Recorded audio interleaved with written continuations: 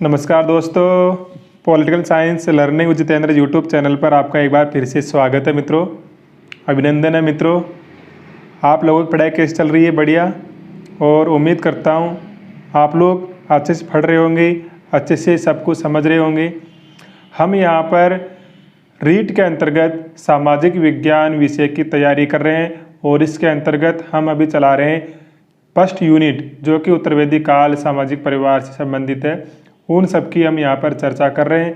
अभी हम सिंधु घाटी सभ्यता पूरी करने के बाद में ये वैदिक काल जो था उसके ऊपर चर्चा कर रहे हैं। ठीक है मित्रों, तो मित्रों आपसे मेरा रिक्वेस्ट यही है, निवेदन है कि आपने यदि अभी तक हमारा चैनल सब्सक्राइब नहीं किया है तो मित्रों चैनल को आप सब्सक्राइब कर लेना, ताकि आपको तुरंत नोटिफिकेशन प्राप्त हो सके। ठीक है मित्रों, तो शुरू करते हैं आज का अपन क्लास। आज की क्लास में हम शुरू कर रहे हैं उत्तर वैदिक काल। उत्तर वैदिक काल का समय माना जाता है 1000 ईस्वी पूर्व से 6000 ईस्वी पूर्व। ठीक है मित्रों, इस काल में सभा व समिति का अस्तित्व समाप्त हो गया था।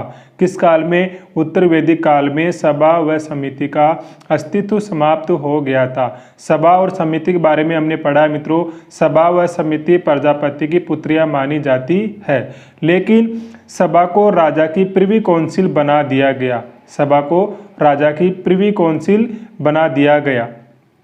इंपॉर्टेंट करके ध्यान में रखना है मित्रों, राज्य का स्वरूप कबीलाई न रहकर क्षेत्रीय हो गया था। कब?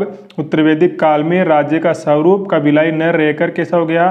क्षेत्रीय हो गया था। इस कारण क्षेत्रवाद की भावना ने जन्म लिया, आपसी संघर्ष हुए और बड़े क्षेत्रों के द्वारा छोटे क्षेत्रों को जीत लिया गया। इसी से आगे चलकर जनपदों का निर्माण हुआ तथा आगे चलकर यही जनपद महाजनपद बने। ठीक है मित्रों, 16 महाजनपदों व 10 गणराज्यों का उल्लेख बौद्ध ग्रंथ अंगुत्तर निकाय में मिलता है।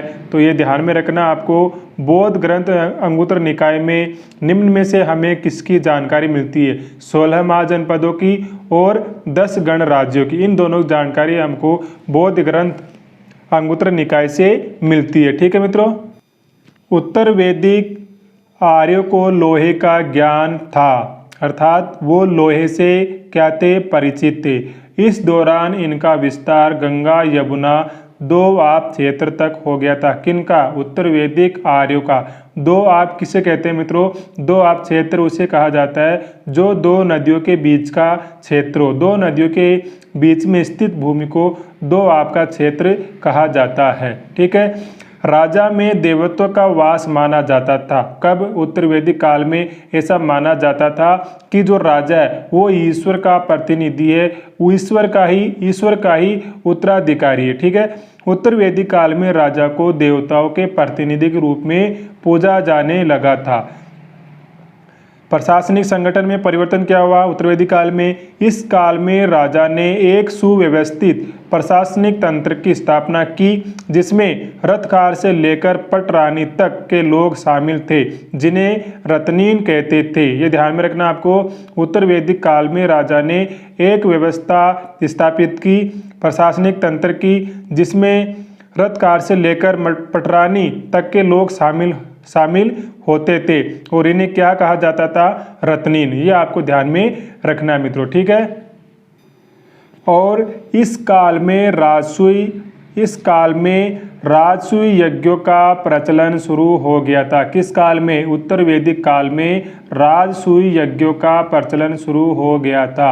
इन यज्ञों के समय राजा प्रत्येक रत्नीन के घर जाकर यज्ञ संपादित करता था, यज्ञ संपन्न करता था, जिसे रत्नी दकर कहा जाता था। किसे क्या कहा जाता था? रत्नी दकर। ये ध्यान में रखना आपको लाइन।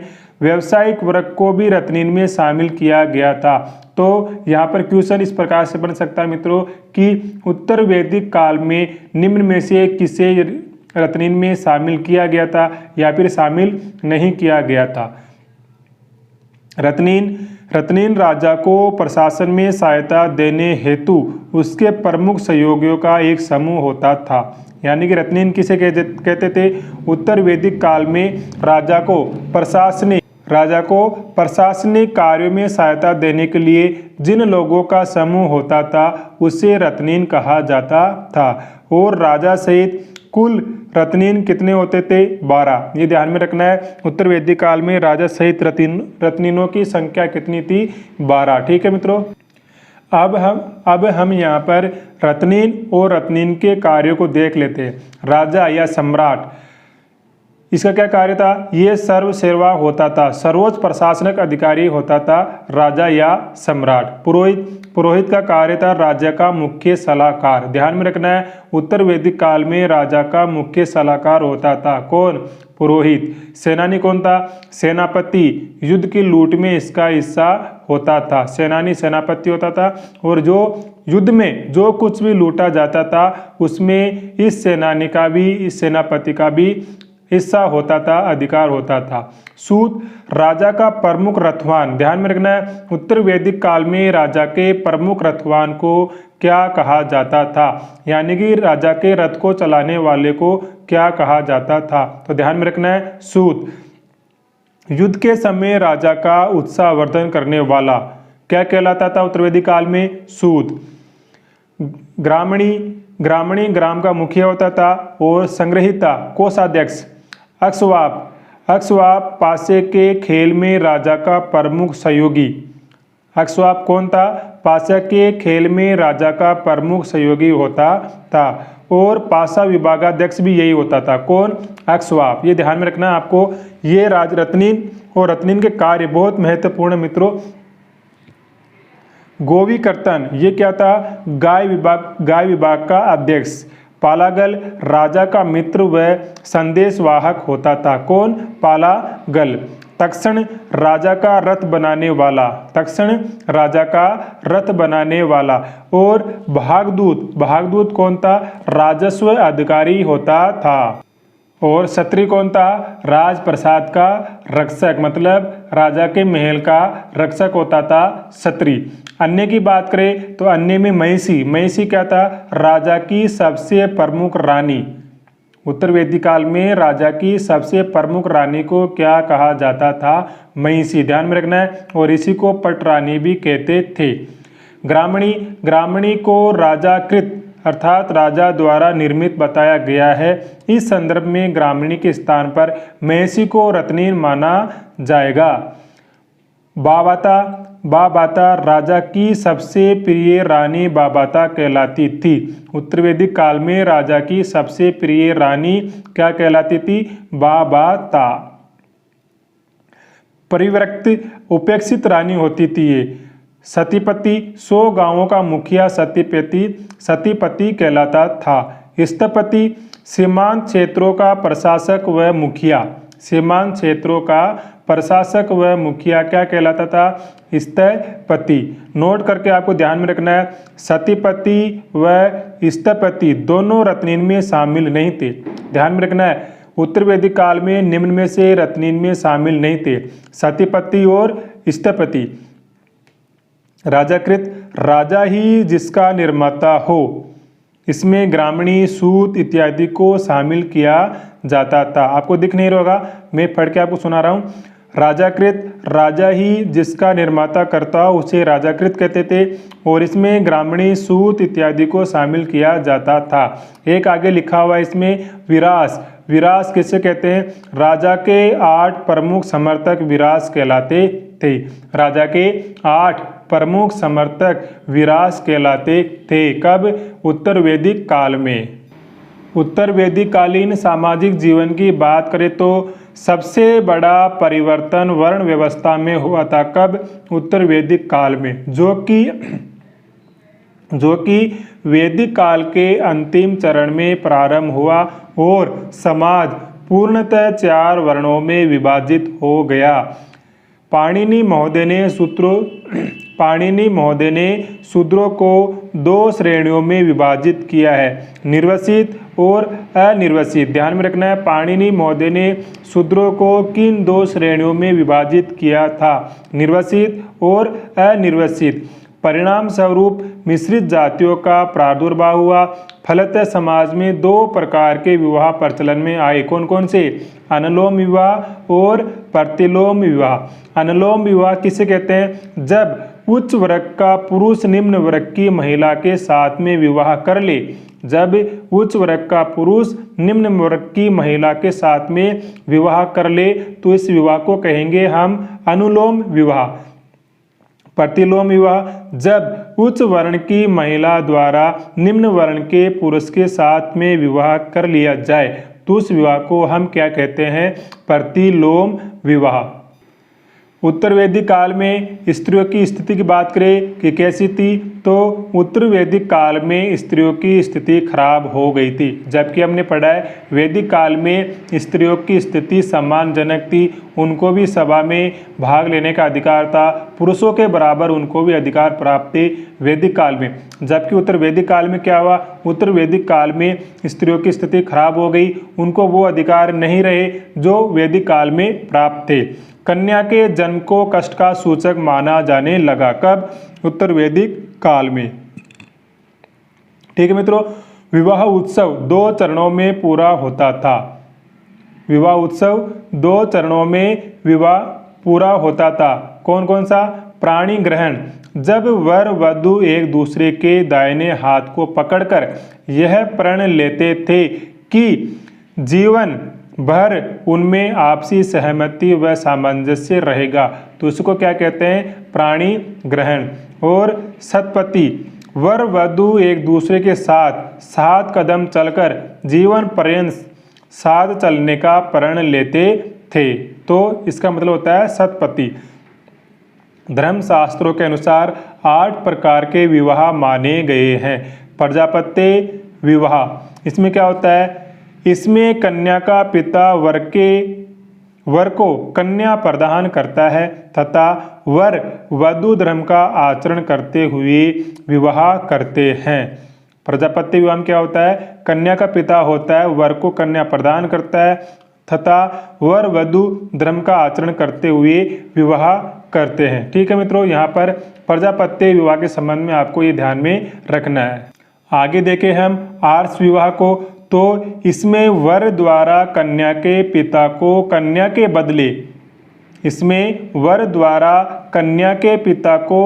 के बदले एक जोड़ी भेल या गाय भेंट या दहेज के रूप में दी जाती थी। यानी कि आर्ष विवाह में जो दूल्हे का पिता होता था वो दुल्हन के पिता को एक जोड़ी भेल या गाय भेंट करता था। विवाह, इसमें यज्ञ कराने वाले पुरोहित के साथ में कन्या का विवाह होता था। इसमें यज्ञ कराने वाले पुरोहित के साथ में कन्या का विवाह होता था, उसको कहते हैं हम देव विवाह। आगे बात करें हम ब्रह्म विवाह की, तो ये किसे कहते हैं? इसमें लड़की का पिता वेद यज्ञ व शीलवान वर ढूंढता था। वेद यज्ञ का मतलब होता है, वेदज्ञ का मतलब वेदों को जानने वाला, शीलवान मतलब अच्छे गुण वाला वर ढूंढता था। ब्रह्म विवाह में लड़की का पिता अपनी लड़की के लिए इस विवाह को सर्वोत्तम विवाह माना गया है। किस विवाह को? ब्रह्म विवाह को सर्वोत्तम विवाह माना गया है। गंधर्व विवाह, वर्तमान का प्रेम विवाह, जिसे हम वर्तमान में प्रेम विवाह कहते हैं, उसे उत्तर वैदिक काल में गंधर्व विवाह कहा जाता था।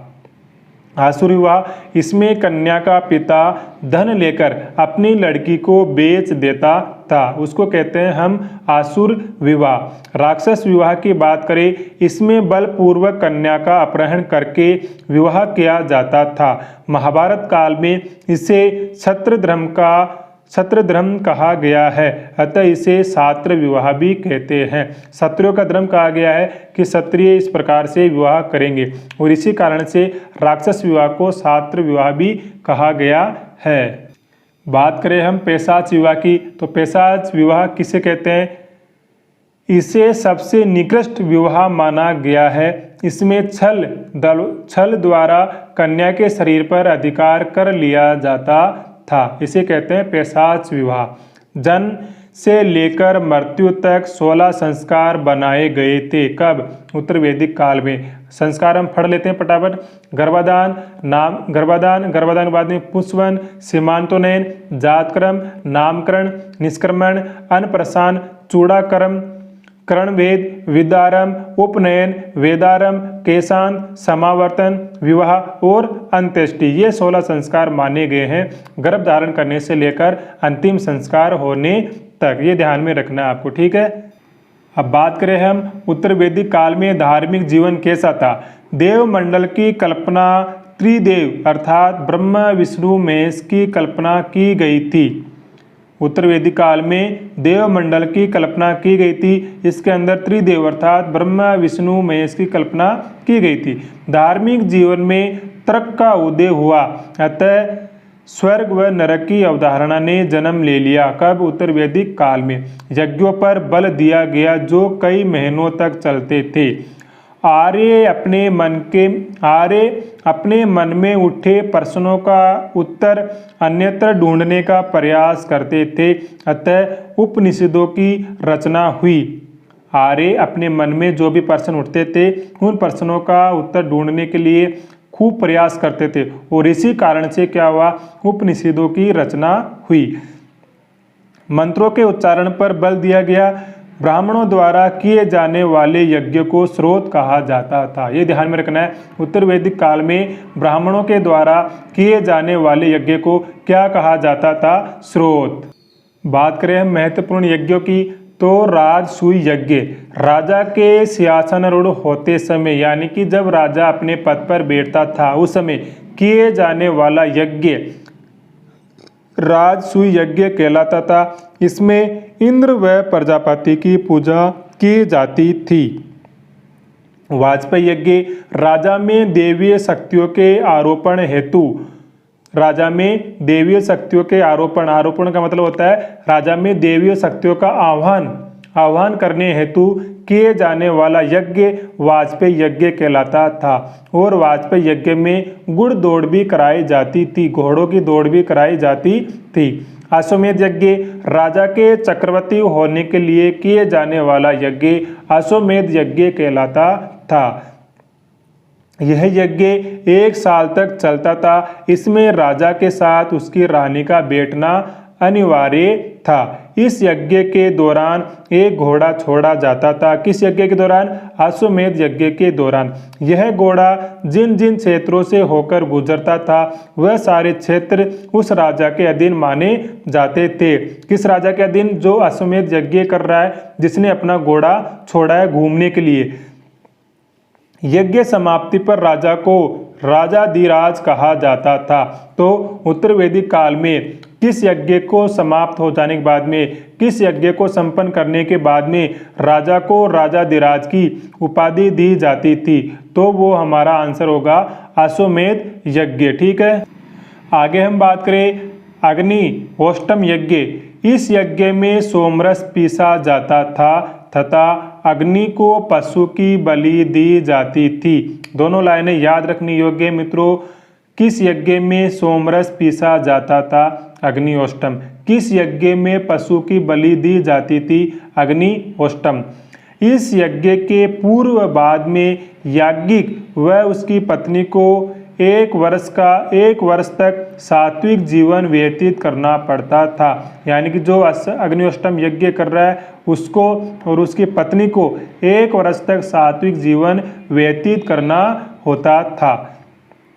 नोट करके ध्यान में रखना है। सोमरस का उल्लेख ऋग्वेद के 9वें मंडल में मिलता है।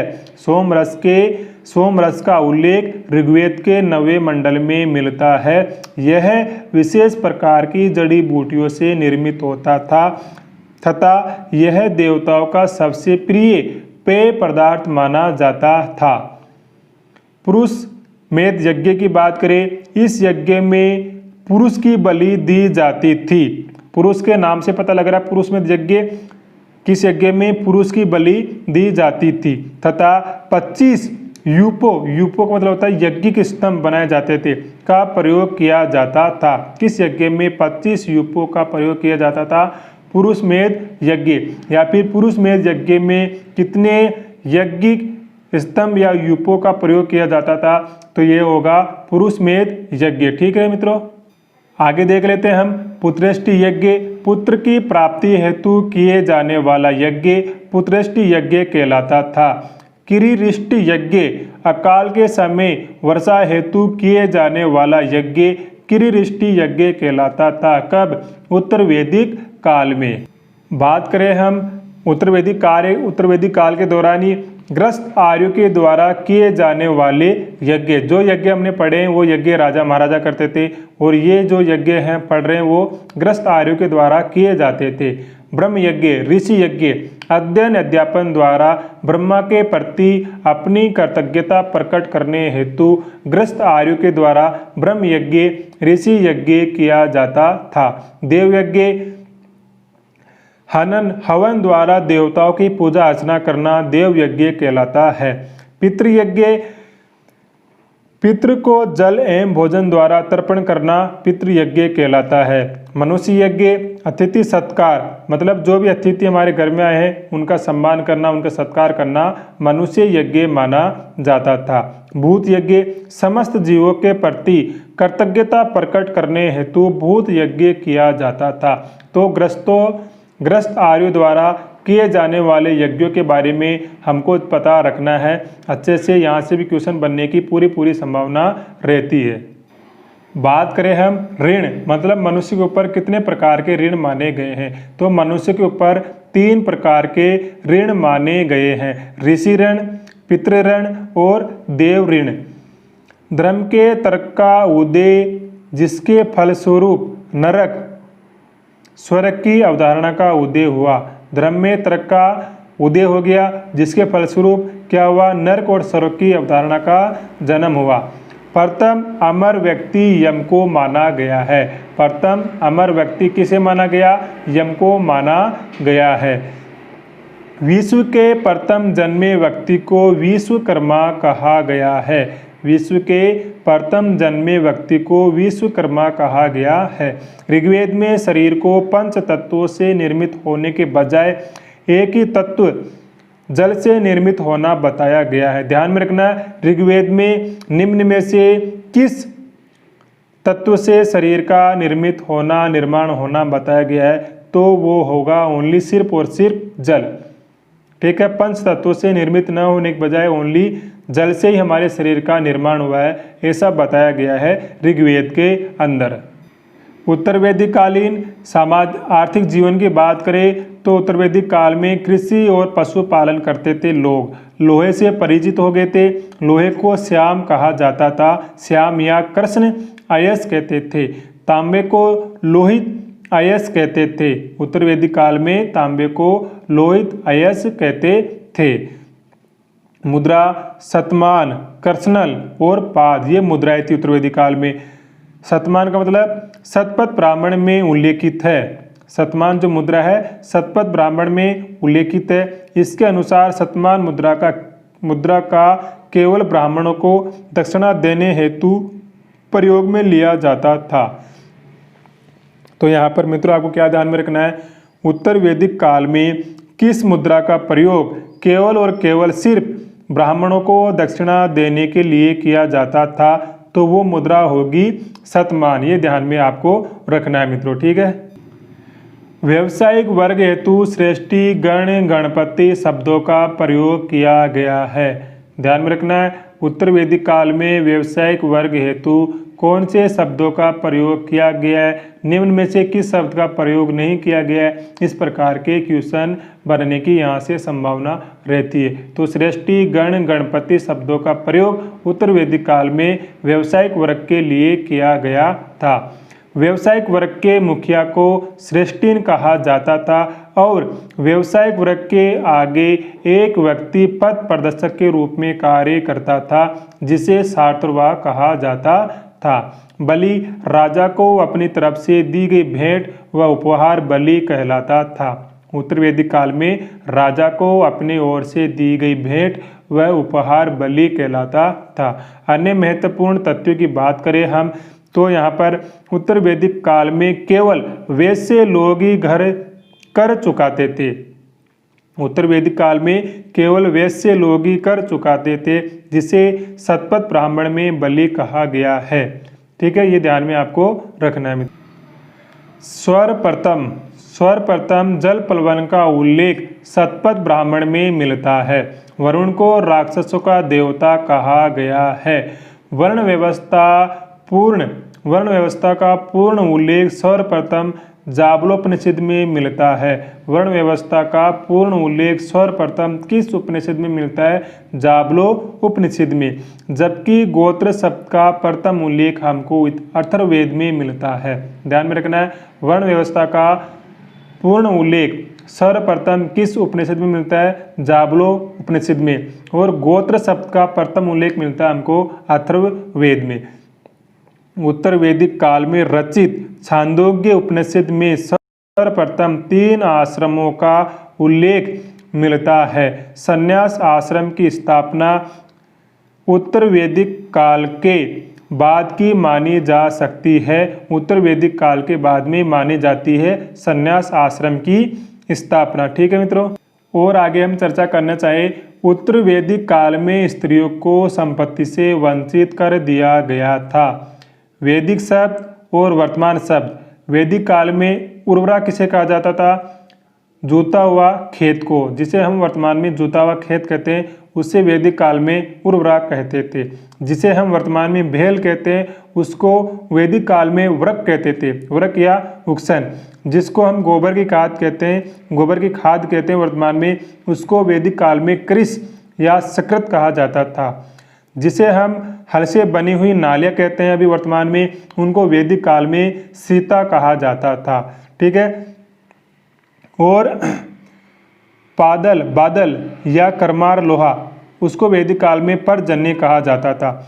जिसे हम चरका कहते हैं उसे तसर कहा जाता था। और जिसे हम बकरी कहते हैं उसे वैदिक काल में अजा कहा जाता था। और जिसे हम वर्तमान में भेड़ कहते हैं उसे वैदिक काल में अवि कहते थे। और जिसे हम वर्तमान में नाई कहते हैं उसको वाप्ता कहते थे। और दूध को वैदिक काल में पयस कहा जाता था। उधर अनाज नापने वाला ये यंत्र होता था वैदिक काल में। पैमाने के रूप में हाथी दांत का भी उल्लेख मिलता है। पैमाने के रूप में भी उत्तर वैदिक काल में हाथी दांत का उल्लेख मिलता है मित्रों। अब बात कर लेते हैं हम भारतीय समाज की। सामान्य अर्थों में समाज का अर्थ लोगों का समूह होता है जो किसी भौगोलिक क्षेत्र में निवास करता है, जिसकी एक निश्चित संस्कृति होती है और उनमें एकता की भावना पाई जाती है और स्वयं को विशिष्ट अस्तित्व के रूप में मानते हैं वो लोग। समाज शास्त्र में समाज शब्द का अर्थ व्यक्तियों के समूह से नहीं होता, अपितु उनके मन में उत्पन्न अंतःक्रिया की जटिल प्रणाली से होता है। अर्थात समाज शब्द का प्रयोग व्यक्तियों के मध्य पाए जाने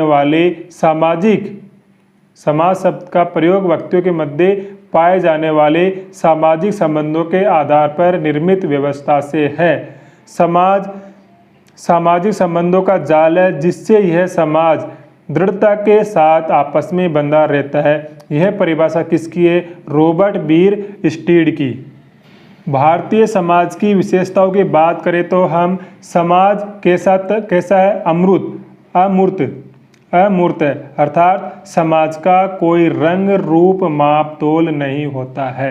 समाज में पारस्परिक जाल होता है। पारस्परिक रूप से समाज के व्यक्ति एक दूसरे से बंधे हुए रहते हैं। समाज में समन्वय व असमानता पाई जाती है। समाज में समन्वय पाया जाता है तो असमानता भी पाई जाती है। समाज में व्यक्ति में अनन्यो आश्रित संबंध पाए जाते हैं। समाज में सहयोग भी पाया जाता है तो संघर्ष भी पाया जाता है। एक से अधिक सदस्य होते हैं और अनेकता में एकता पाई जाती है भारतीय समाज के अंदर। बात करें हम प्राचीन भारतीय समाज की विशेषताओं की तो वर्ण एवं जाति व्यवस्था में विश्वास करते हैं प्राचीन भारतीय समाज। ऋग्वेदिक काल में क्रम आधारित था हमारा समाज और उत्तर वैदिक काल में हमारा समाज कैसा हो गया? जन्म आधारित। जहाँ ऋग्वेदिक काल में देवापी पुरोहित व उनके पुत्र शांतनु राजा का उदाहरण मिलता है, वहीं उत्तर वैदिक काल में इस प्रकार का कोई उदाहरण नहीं मिलता है, क्योंकि उत्तर वैदिक काल में वर्ण व्यवस्था जन्म पर आधारित हो गई। जो मनुष्य जिस वर्ण में उत्पन्न होता था उसे उसी वर्ण के कर्तव्यों का निर्वहन करना होता था। भारतीय समाज के अंतर्गत हम अगर आश्रम व्यवस्था की बात करते हैं तो कुल 4 प्रकार के आश्रम मिलते हैं, जो हमने पीछे पढ़ भी लिया है। ब्रह्मचर्य आश्रम, गृहस्थ आश्रम, वानप्रस्थ आश्रम और संन्यास आश्रम। इसमें से गृहस्थ आश्रम को बाकी सभी आश्रमों की रीढ़ की हड्डी माना गया है, संसार की रीढ़ की हड्डी माना गया है। 16 संस्कार भी हम पढ़ चुके हैं। जन्म से लेकर मृत्यु पर्यंत 16 संस्कार बनाए गए, जो कि उत्तर वैदिक काल में प्रचलन में आए। शाब्दिक अर्थ होता है 16 संस्कारों का शुद्धिकरण की प्रक्रिया। क्या होता है? शुद्धिकरण की प्रक्रिया। गर्भधारण संस्कार क्या होता है? स्त्री के गर्भ धारण करने पर घर परिवार में उत्सव मनाकर इस संस्कार को पूर्ण किया जाता है। स्त्री जब भी गर्भ धारण करती है तो उस परिवार में उत्सव मनाकर इस संस्कार को पूर्ण किया जाता है, और इसे पुत्रष्टि संस्कार भी कहते हैं। किसे? गर्भधारण संस्कार को। पुंसवन संस्कार की बात करें, यह संस्कार गर्भधारण के तीसरे माह में पुत्र प्राप्ति हेतु किया जाता था। पुंसवन संस्कार। सीमांतोनयन, बच्चे को अमंगलकारी शक्तियों से बचाने हेतु, बच्चे को अमंगलकारी शक्तियों से बचाने हेतु गर्भधारण के चौथे, छठे, 8वें महीने में किया जाता था सीमांतोनयन।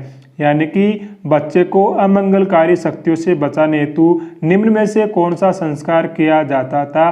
तो सीमांतोनयन को हमको चुनना होगा। जात कर्म संस्कार की बात करें, शिशु के जन्म होने पर पहला संस्कार, जिसमें सोने की सलाका से दूध, दही या शहद चटाकर उसकी जीभ पर वेद शब्द लिखते हैं, जिससे बालक दीर्घायु बनता है, उसकी आयु लंबी होती है। नामकरण संस्कार की बात करें तो नामकरण संस्कार कब होता है? जन्म के 11वें दिन यह संस्कार किया जाता है। 11वें दिन, जन्म के 11वें दिन नामकरण संस्कार होता है। इसमें बच्चे का नाम रखा जाता है। निष्क्रमण जन्म के 12वें दिन से चौथे मास के मध्य शिशु को पहली बार घर से बाहर निकाला जाता है, जिसे क्या कहा जाता है? निष्क्रमण। ऐसे ही भगवान बुद्ध ने जब अपना घर छोड़ा तो उनके घर छोड़ने की घटना को भी निष्क्रमण के नाम से जाना जाता है। अन्नप्राशन की बात करें, जन्म के 6 माह बाद शिशु को पहली बार अन्न खिलाया जाता है और इस संस्कार को अन्नप्राशन कहा जाता है। ठीक है। मुंडन या लटूरिया या जूड़ा या जड़ूला या चूड़ाकरण संस्कार, जन्म के पहले वर्ष से तीसरे वर्ष के बीच में शिशु के बालों को पहली बार काटना। जो काटा जाता है शिशु के पहली बार जन्म के तीसरे वर्ष में जब शिशु के बाल पहली बार काटा जाता है तो उसको मुंडन कहा जाता है, लटूरिया कहा जाता है, या फिर जुड़ला या चूड़ाक्रम कहा जाता है। कर्णभेद संस्कार, बालक के कानों को छेद कर सर्वप्रथम उसके कानों में गायत्री मंत्र बोला जाता है, जिसे कर्णभेद संस्कार कहते हैं। विद्यारंभ संस्कार, सर्वप्रथम बालक को जन्म के 5वें वर्ष में विद्या अध्ययन करने हेतु गुरुकुल में भेजा जाता था, जिसे विद्यारंभ संस्कार कहते थे। यज्ञोपवीत या जनेऊ या उपनयन संस्कार, 10वें 11वें वर्ष में बालक को जनेऊ धारण कराया जाता था। यह संस्कार मुख्यतः ब्राह्मण परिवारों में ही होता था। कौन सा? जनेऊ संस्कार का यज्ञोपवीत धारण करने का संस्कार ब्राह्मण परिवारों में ही होता था। इस संस्कार के लिए रक्षाबंधन को सर्वाधिक उत्तम दिन माना जाता था। किस संस्कार के लिए? यज्ञोपवीत संस्कार के लिए। इसके बाद बालक द्विज कहलाता था। किस संस्कार के बाद में? यज्ञोपवीत संस्कार के बाद में बालक द्विज कहलाता था। जनेऊ संस्कार में बालक को 3 धागों वाला जनेऊ धारण कराया जाता है, जो कि सत्व तमो रजोगुण के प्रतीक माने जाते हैं। जनेऊ धारण करने के 5वें वर्ष जनेऊ में 5 गांठ लगाने की परंपरा होती है। वेदारंभ संस्कार, इसमें वेदों का अध्ययन किया जाता था, जो कि अलग अलग आचार्यों के द्वारा कराया जाता था। जिस प्रकार से अभी वर्तमान में बात करें, स्कूलों में अलग अलग विषय अलग अलग शिक्षक पढ़ाते हैं। उसी प्रकार से वैदिक काल में भी जो शिक्षा होती थी, अलग अलग वेदों का ज्ञान, अलग अलग शास्त्रों का ज्ञान अलग अलग गुरुजन वहाँ पर करते थे, प्रदान करने का कार्य करते थे बच्चों को। केशांत या गोदान संस्कार, इसमें पहली बार दाढ़ी मूछ का मुंडन करवाया जाता था, जो कि अलग अलग वर्णों हेतु अलग अलग आयु में होता था। ब्राह्मणों में 16 वर्ष में, क्षत्रियों में 22वें में और वैश्यों में 24वें वर्ष में यह संस्कार करवाया जाता था। केशांत का ध्यान में रखना है मित्रों, बहुत ही महत्वपूर्ण ये जानकारी है। सीमावर्तन या फिर दीक्षांत समारोह या संस्कार, जब गुरुकुल में बालक अपनी समस्त शिक्षाएं पूरी कर गुरु को गुरु दक्षिणा देकर अपने घर वापस लौट आता था, उसको समावर्तन या दीक्षांत समारोह कहते थे। जिस प्रकार से अभी स्कूलों में विदाई समारोह मनाते हैं, उसी प्रकार से वैदिक काल में भी समावर्तन या दीक्षांत समारोह किया जाता था। विवाह यह एकमात्र ऐसा संस्कार है जो स्त्री पुरुष दोनों के लिए समान रूप से होता था और इसी संस्कार से गृहस्थ आश्रम की शुरुआत होती है। अंत्येष्टि या दाह संस्कार, यह दाह संस्कार करने की रस्म होती है जिसे जीवन का अंतिम संस्कार माना गया है। ठीक है, तो मित्रों आज की क्लास को हम यहीं पर समाप्त करते हैं। अगली क्लास में हम यहाँ जो आपको दिख रहा है स्क्रीन पर परिवार से हम शुरू करेंगे नेक्स्ट क्लास आगे के लिए, और वो क्लास भी कम से कम हमारी आधे पौन घंटे की होगी। हम प्रयास करेंगे कि ये जो इतिहास वाला मैटर है उसको हम बहुत जल्दी रीड कर ले, पढ़ाई कर ले, उसको समझ ले, याद कर ले, ताकि आगे का जो बचा हुआ मैटर है जैसे भूगोल हो गया, सामाजिक विज्ञान की शिक्षण विधियाँ हो गई, तो इन सब को भी हम यहाँ पर डिस्कस करेंगे मित्रों। ठीक है मित्रों, तो वीडियो आपको अच्छा लगा होगा, समझ में भी आ रहा होगा, इस बात की आप मुझे कमेंट बॉक्स में कमेंट्स करके बता सकते हैं, और इस वीडियो को अपने मित्रों के पास में अधिक से अधिक शेयर करें ताकि उन लोगों को भी हमारे नोट्स का फ़ायदा मिल सके। मित्रों ये तो आप खुद महसूस कर सकते हो, समझ सकते हो, आप एक प्रतियोगी विद्यार्थी हो, अच्छे से समझते हो कि क्या गलत है क्या सही है, तो आप आराम से इस बात का परीक्षण कीजिए कि नोट्स जो बने हुए हैं वो ठीक है या नहीं, और आगे आने वाले नोट्स तो आपको और भी अच्छे से पसंद आएंगे, ऐसा मुझे पूरा विश्वास है। ठीक है मित्रों, तो आज की क्लास को हम समाप्त करते हैं, मिलेंगे नेक्स्ट वीडियो में एक नई जानकारी के साथ में। तब तक के लिए जय हिंद, जय भारत, जय संविधान।